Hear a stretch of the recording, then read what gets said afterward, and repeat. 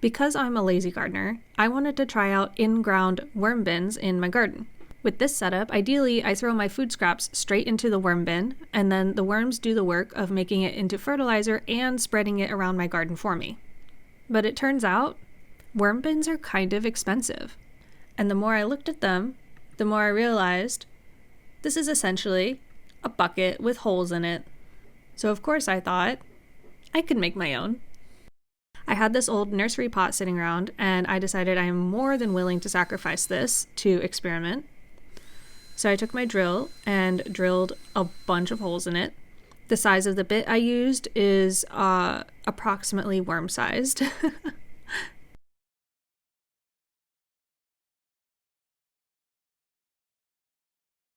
And as I was filling one of my new raised beds, I inserted my worm bin and started filling in dirt and compost around it.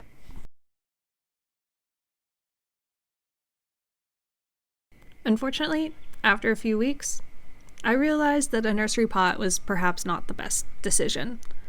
It's very thin plastic, and the weight of the soil from the raised bed was starting to crush it.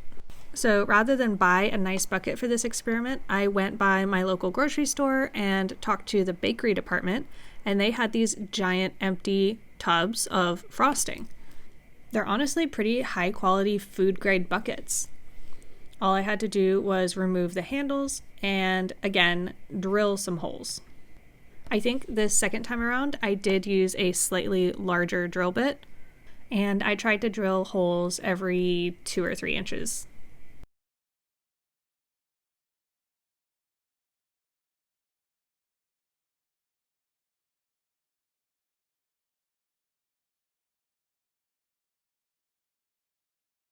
I replaced the worm bin in the raised bed and then added worms from my indoor worm bin into my worm bin in the outside raised bed.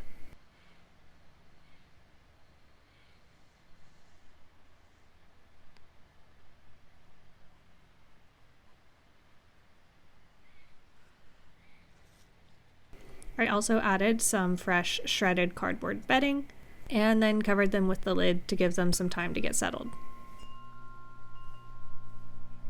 Since I had 2 buckets, I decided to also add one to my in-ground berry patch.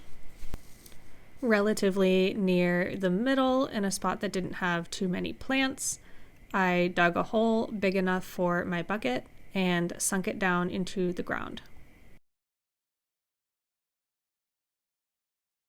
I filled my bucket with more bedding, got it damp, and then added more worms from my indoor worm bin. There is definitely a chance that existing worms in my soil will be attracted to this bucket as well. And I think there is a higher chance of that happening in this in-ground one versus the one in the raised bed. However, I have found worms in there, so it's not unlikely that my worm population is going to grow. These newer buckets have actually been working out pretty well so far. It's harder to find worms during the hot part of the day because the bucket does get a little warm. But in the evenings, I can usually have some luck finding worms in my worm bin. Lots of other decomposers have entered the buckets as well. Notably, there are a lot of pill bugs coming in and out of the buckets. And over the course of the month that I've been watching these buckets, I'm definitely noticing the food disappearing in the same way that it did in my indoor worm bin with worm castings left behind. So I'm expecting that I will have some worm castings in my bucket, but that most of them will be deposited outside of the bucket, thus spreading my food scrap compost throughout the area.